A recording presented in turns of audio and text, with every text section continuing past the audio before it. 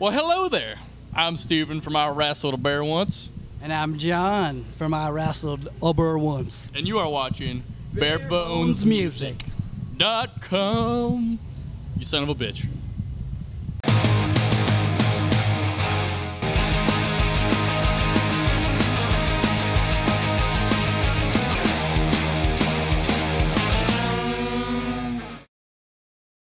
BareBonesMusic.com. I'm here with Steven and John from I Wrestled a Bear Once. Woo. Ruin it for everybody. Out today. Today. Right Excited? now. Right this second. People are at the merch tent buying it right now. Yeah, well, we've been selling it for like a week, so sorry. How can damn, nothing. Well, you know, we try. That was a good deal that we had on this day. You know, you're ruining it for everybody by selling it early. But it's only $10 for us on tour, so come to a show. There you go. Talk about going from It's All Happening to this record, how you approached it. What have you tried to change growing into this record? Oh, this new record is actually, in my opinion, it's more cohesive. Yes, and I think it's we've actually gained. I feel like we're going to gain a whole another group of fans that we don't already have because it's a little more, I guess, easier to understand than the last album. In my opinion, I don't know. It's weirder and heavier, but I think the songs are written better, so they make a little more sense. Yeah. Like the catchy parts, I guess you would call them, are more like memorable. They're better done up, produced a little gooder.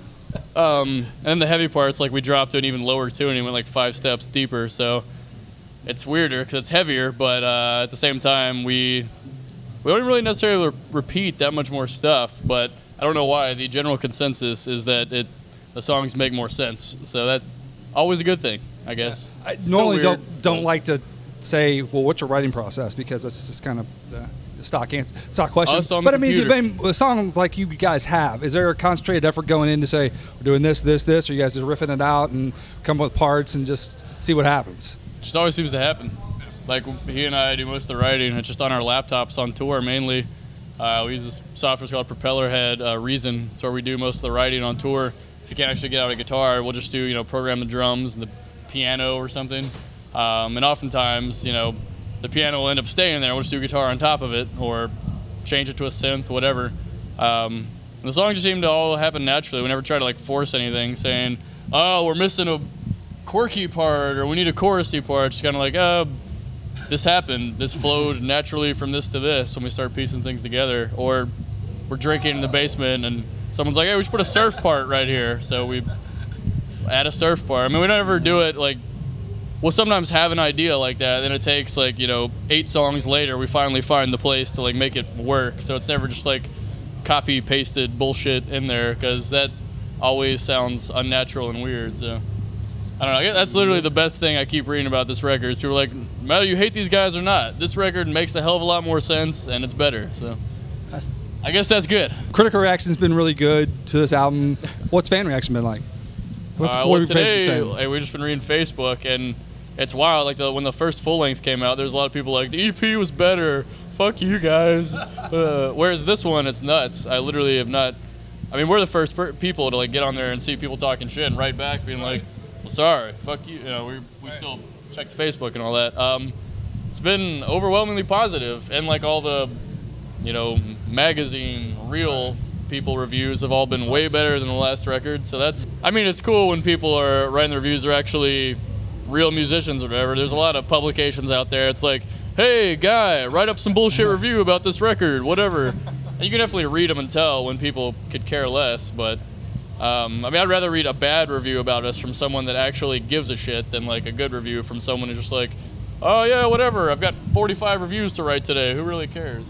But honestly, just reading people's comments on our Facebook is more important to me than picking up a magazine at Barnes & Noble. But like I said, I hate to say that because I've met plenty of people that are legit reviewers who obviously are fans of the music too. But yeah, it's been a long, rambling answer short. It's been good. It's been shockingly good video, man. We've all been shocked like at how, we pretty much hated our last full length right when we finished recording it. Whereas this one, we were all like, holy shit, we did good. Stoked on this one. Let's release this one. This one's awesome. So yeah, it's cool that people agree. Let's talk about song titles. They're not intentional towards a song necessarily, are they? No, the titles of the songs have nothing to do with the actual lyrics, and they're all basically like inside jokes between all of our dumbasses. So that's literally like Karate Nipple is our friend Slogo that did a remix for our last like remix CD. He was hanging out with us on tour one day drunk, and he was like, if you don't name his song Karate Nipples, we're not friends and I hate you. And we were like, all right, I swear, we'll do it. So we did it. Like that's that one. But tell me there's something behind it is bro, isn't it? That's just making fun of like hardcore, and not even making fun because we all use the word, so I don't know. We like to make fun of ourselves obviously too, but it's like, oh, bro. I don't know when bro became like the new word, but it did at some point. And everyone's just like, bro. It's like the Jersey. It's like the Jersey Shore, like, yo, bro. You know. So now we're all sort of like, oh, what's up, bro? Oh, it is bro, isn't it? I don't know. So that's the song, and that's like the most deathcore or whatever song on the record. So we're like, that one has to be it is bro, isn't it? Because it's, oh, bro, that song with like the sweet fucking, you know, the blast beats, bro. Bro. So that's it. I don't know. And again, we all say it, so we're making fun of ourselves before anyone else, but, you know. Yeah, well, it's, I mean, like I say, you like to, you know, piss people off, as it were. People who would normally, you know, people would say gets agitated. That makes you even more pumped up, doesn't it? Well, like our most popular shirt, like, is one that says "Metal just got gay," that we made because a comment on metalsucks.net like 4 years ago, in the first reviews of our band, they're writing about us, and somebody whose username is just like Dying Fetus 666 420 Hail Satan fuck God, like that's like their username. Right. They only write "Metal just got gay," and we're like, that's brilliant. Like, I mean, I would have thought Rob Halford would take credit for that, but I'll take credit for that. That's fine with me. And I mean, they just mean, people always say, yeah, man, I love your heavy parts, but get rid of all the gay stuff. I'm like, first of all, it's just like a super ignorant expression to refer to like the soft parts of the songs as the gay parts. I mean, we're all guilty of it, whatever, but... Dude, you bros, you play notes and stuff. Oh, yeah. Well, we had one... Where was that? In Louisville? Break. That was here, dude. That was not at this venue, but it was in that was at Bulldog Cafe. Was that? Yeah, it was here. Yeah. It was here. We had a guy get wasted drunk and try to like fight everyone. Ended up punching his like 12-year-old son in the face, and the cops came, and it was insane.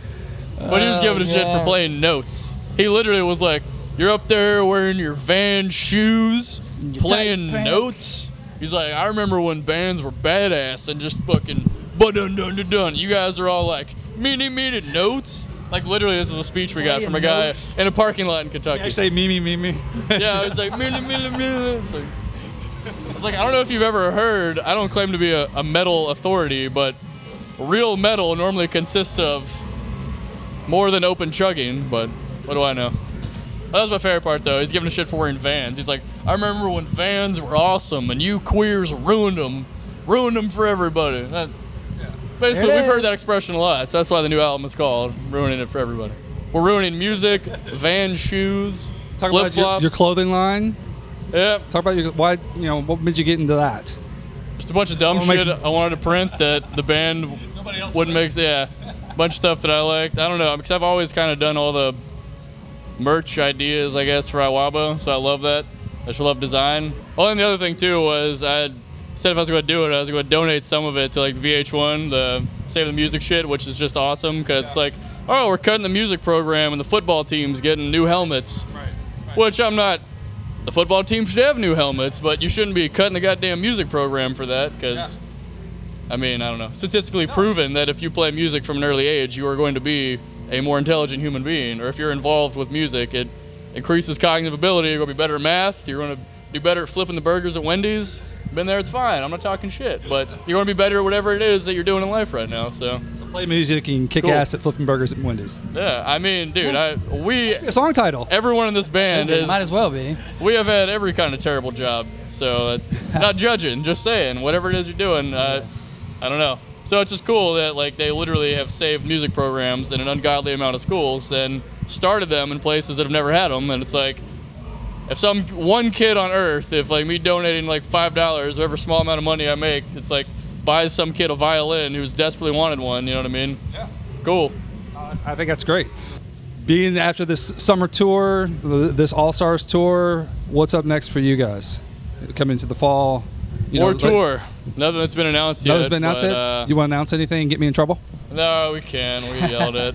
Just more U.S. tour, some more new countries we've never been to before, so that's sweet. I've talked to a few bands on this bill, and it's like everybody's going first time going to Europe. We've been to Europe 3 times, so we'll be going back for the 4th. What's one of the best parts? Because I've asked them, I said, what are your best expectations of Europe? And they give different answers. What is the best aspect of going to Europe for you guys? Oh man. I mean, it's crazy because you're always sharing a bus. It's like 4 bands on a double-decker bus. So there's always going to be someone up to drink with till 7 a.m. And you're in Europe, so your sleep schedule's just fucked anyway. And people there are just, I mean, I'd say more appreciative because like people like our band are super, like I've already met people today who are like the best people on earth. So I hate to like say more appreciative, but on a mass, I guess, more people are just like, holy shit, you came to Finland. Right. Please come back. You're all, you know what I mean? Because Louisville will be back in 2 months. So people are like, yeah, you assholes were just here, or whatever. Well, I mean, you're not going to pull off Download in the U.S. anywhere, I don't think. You're not going to have a mosh pit with, No, a 20,000 person circle pit. That's not doable, but it's a different mentality because bands come there less frequently. Or like when we did Japan, even more so. Like we've done, we did Russia too, and it was like Europe. First time we went there, like holy shit, people here care more. Then we went to Russia, we're like, holy shit, people here care even more. And then we go to Japan, we're like, damn, people here are stoked. Like so it's just, I don't know. I mean, we're lucky. We've done way more than we ever thought we would, but it's just a matter of us from the get-go. That's why we went with Century Media, because they're bigger worldwide. We're like, we want to get the fuck out of America. We love it here, but we want to play everywhere. So ruining it for everybody. These guys are. And they're very stoked about it. Good bros to hang out with. Bro. By the record, bro. Check it out now. They're on the All-Star Tours right now, going to Europe. A little bit later, can't announce anything. I wish I could tell you where they're coming next, but they won't tell me. So IWRESTLEDABEARONCE.com. Write us on Facebook. We still reply to our Facebook. So very few, bands once they get to a certain point, you got somebody else tagging their Facebook page. Yeah, I don't see the point of being in a band if you don't want to still talk to people and hang out. So that's what we do. Well, at least if you go to one of the shows, you get to hang out for sure. So go to the merch tent, get some stuff, get some shirts. I'll be drunk in the parking lot, so come hang out. There we go. All right. Steven, John, guys, I appreciate you taking the time. I really do. Thank you, bud. Have a great show tonight. We'll be out there checking it out. And catch them on this tour or the next. IWRESTLEDABEARONCE.com. Check them out.